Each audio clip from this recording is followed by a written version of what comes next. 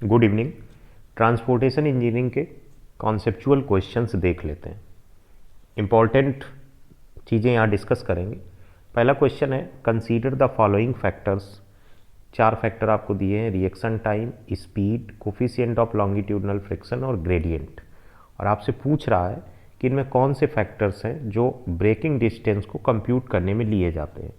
जो stopping side distance होती है वो लैग डिस्टेंस और ब्रेकिंग डिस्टेंस को मिलके बनती है।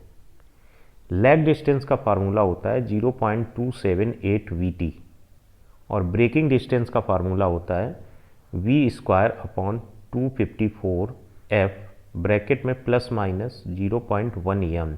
ये चीज़ ब्रैकेट में है, f के बाद वाली। प्लस तब लगेगा जब हम असेंडिंग ग्रेडियंट की बात कर रहे हैं, माइनस तब लगेगा जब हम डिसेंडिंग ग्रेडियंट की बात कर रहे हैं। यहाँ n ग्रेडियंट है, एफ आपका कोफिशिएंट ऑफ लॉन्गिट्यूडनल फ्रिक्शन है, वी आपकी स्पीड है। ये बात ब्रेकिंग डिस्टेंस की हो रही जिसके रिगार्डिंग क्वेश्चन पूछा गया है। तो ये 3 चीज़ें इस पे हैं। तो टेक्निकली वो आपसे ब्रेकिंग डिस्टेंस का फार्मूला पूछ रहा है।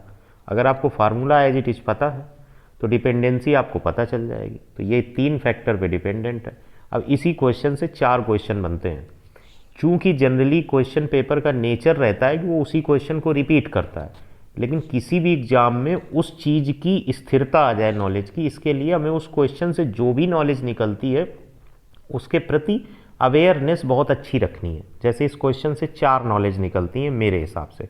पहले तो स्टॉपिंग साइड डिस्टेंस जो होती है वो lag distance plus braking distance होती है, सिंपल फार्मूला। दूसरी बात, जो लैग डिस्टेंस का और ब्रेकिंग डिस्टेंस का फार्मूला है वो। तीसरी जो इम्पॉर्टेंट बात कि ये जो v है यहाँ पर, ये जो v है ये kmph में यूज किया जाएगा, मीटर पर सेकेंड में आप नहीं यूज कर सकते हैं।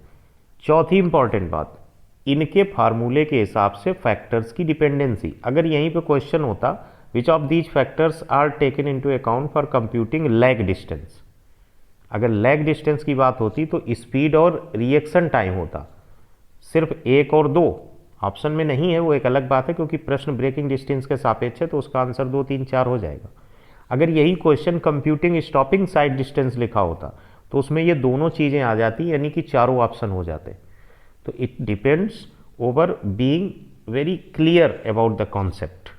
ठीक है, तो ये चीज़ें बहुत महत्वपूर्ण है।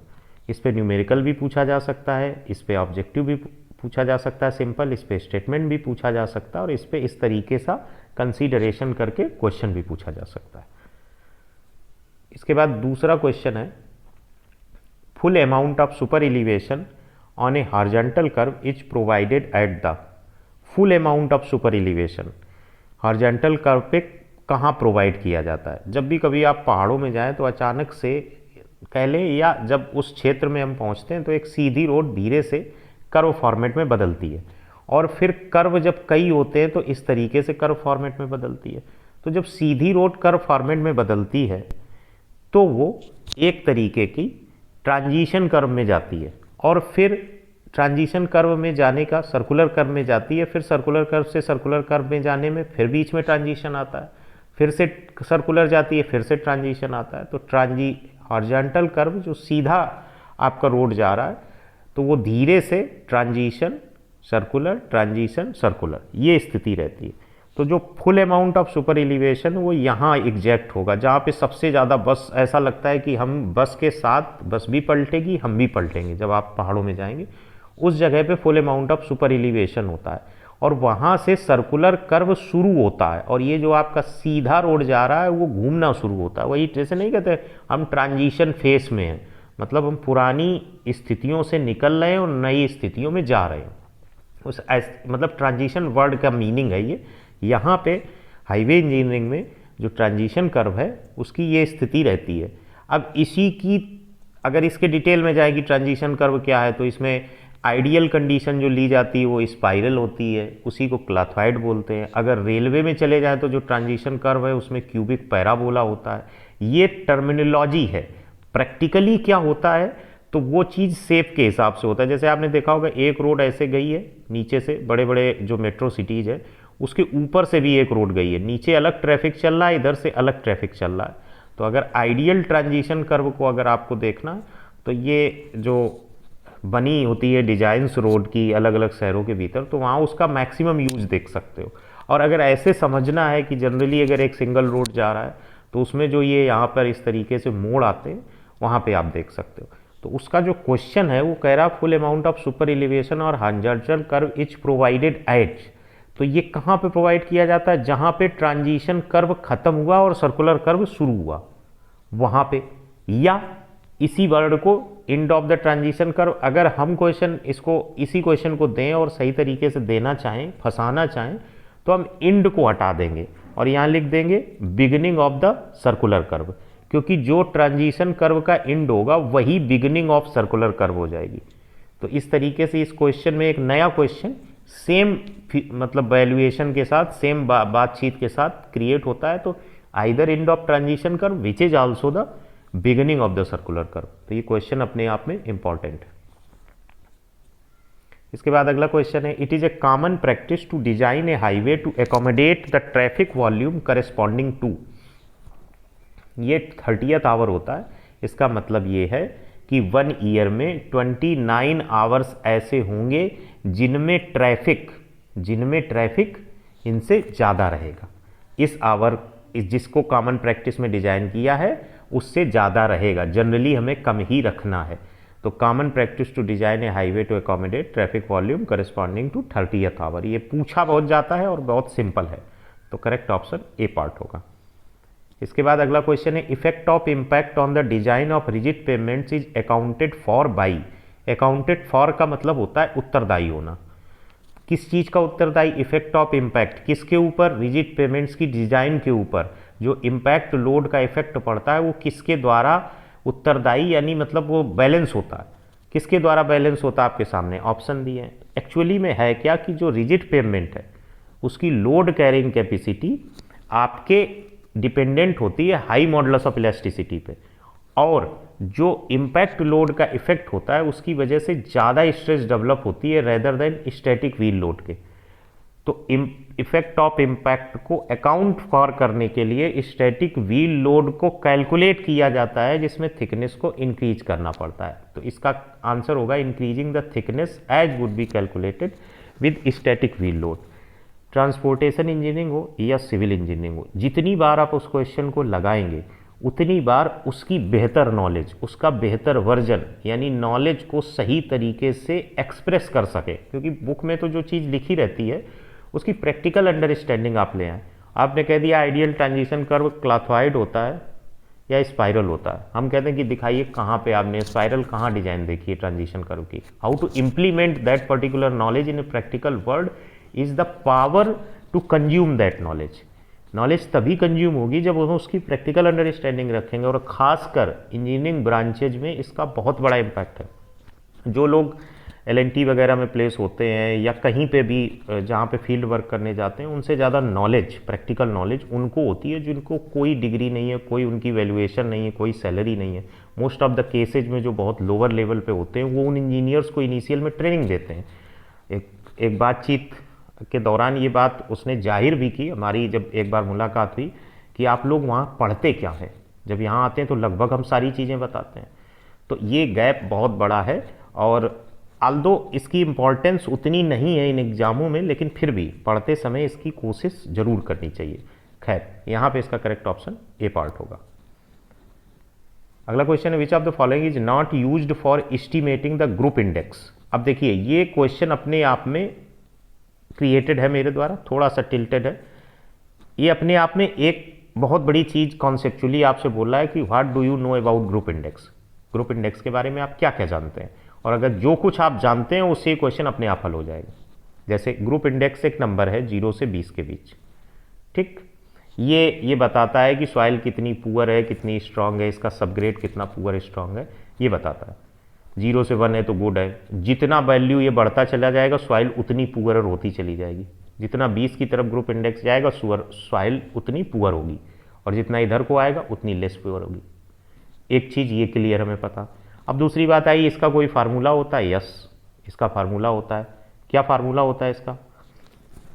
इसका फार्मूला होता है 251 132 AACBD 132 यानी 0.2, फिर 0.005 और इसके बाद 0.1 BD और बीच में प्लस लगा दो।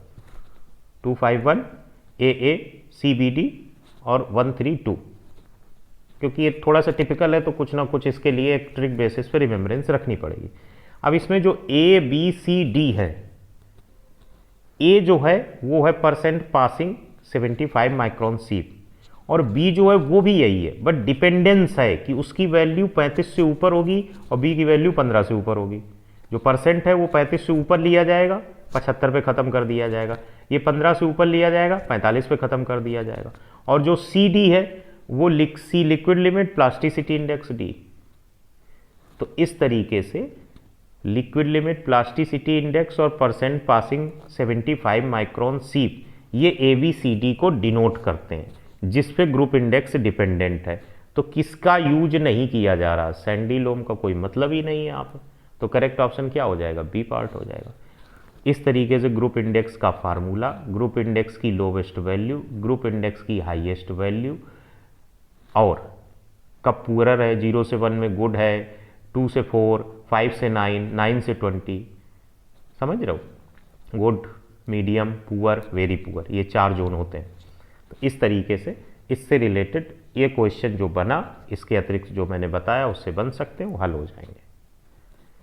इसके बाद अगला क्वेश्चन है the consistency and flow resistance of a sample of bitumen can be determined through which of the following test.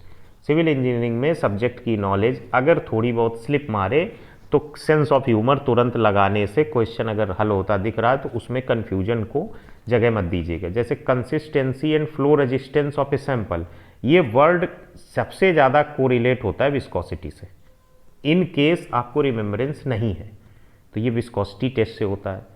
Penetration जो विस्कोसिटी टेस्ट है वो फ्लो रेजिस्टेंस ही मेजर करता है, और इस फ्लो रेजिस्टेंस को मेजर करने के लिए 50 ml बिटुमेन को 100 mm ऑरफिस से पास कराया जाता है। उसके बाद इसका फ्लो रेजिस्टेंस चेक किया जाता है। तो ये विस्कोसिटी टेस्ट में होता है। पेनेट्रेशन टेस्ट से हम ग्रेड ऑफ बिटुमेन निकालते हैं, जिसमें 1/10 of mm of standard needle लिया जाता है। जो भी आया पेनेट्रेशन 25 आया तो 2.5 mm पेनेट्रेशन हुआ।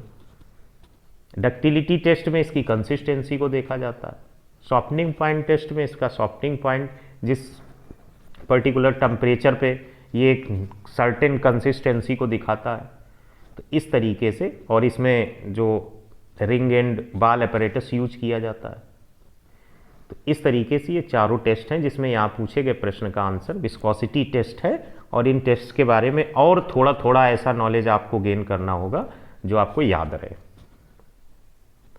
इसके बाद अगला क्वेश्चन है if L is the length of vehicle, C is the clear distance between 2 consecutive vehicles, V is the speed of vehicles, maximum number of vehicles. ये भी कॉन्सेप्चुअल क्वेश्चन ही है, हमने कॉन्सेप्चुअल में डाला है। न्यूमेरिकल इससे बन सकता है, क्योंकि अगर ये कॉन्सेप्ट क्लियर है तो न्यूमेरिकल सॉल्व हो जाएगा।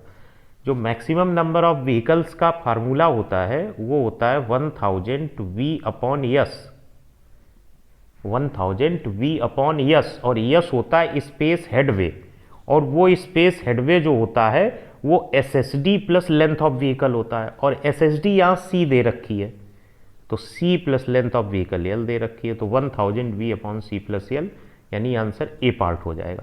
यही क्वेश्चन अगर न्यूमेरिकल में आ जाए तो ये फार्मूला बहुत बार लोग भूल जाते हैं। UPPSC AE में ये क्वेश्चन पूछा गया, गेट में पूछा गया, ES में पूछा गया, JEE एग्जामों में पूछा गया, स्टेट AE एग्जामों में पूछा गया, और कई बार लोग बताते हैं लौट करा कर कि सर ये फार्मूला वहाँ पता नहीं क्या हो जाता, हम हल नहीं कर पाते। तो इसको स्पष्टता के साथ देखिए कि क्या चीज़ किस में जुड़ती है। स्पेस हेडवे नीचे रहता है, लेंथ आ जाए, डिस्टेंस आ जाए, वो आपको SSD नहीं लिखेंगे। This is the 8 metre is the clear distance between 2 consecutive vehicles, उन्होंने ये लिख दिया, अब SSD नहीं लिखा उन्होंने, तो आप यहाँ पे जो फार्मूला लगा उसमें भूल जाते हैं। तो इस चीज़ को याद रखना है कि जो लेंथ ऑफ व्हीकल है और जो clear distance between 2 consecutive vehicles है उनको ऐड करने से स्पेस हेडवे आता है, फार्मूला यही रहता है। तो होपफुली ये कॉन्सेप्ट क्लियर है। क्वेश्चन नंबर 8 है what does the CBR payment design curve give. CBR payment design curve क्या देता है? तो CBR के बारे में थोड़ा सा जान लेते हैं, कैलिफोर्निया बेयरिंग रेशियो के बारे में जान लेते हैं। ये जो टेस्ट होता है कैलिफोर्निया बेयरिंग रेशियो वाले, उसमें 2.5 mm और 5 mm के पेनिट्रेशन को कंसीडर करके रेशियो निकाला जाता है अगेंस्ट स्टैंडर्ड स्पेसिमेन।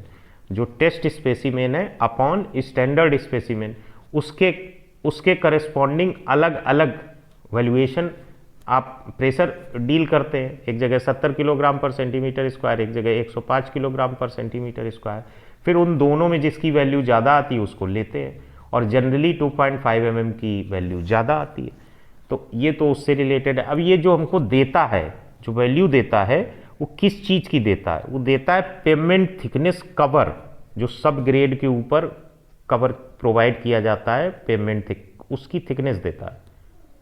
तो वो thickness of the pavement cover to be provided for the subgrade. तो करेक्ट ऑप्शन होगा 8th का c, thickness of the pavement cover to be provided for the subgrade. तो 8 का आंसर आ जाएगा सी पार्ट। विच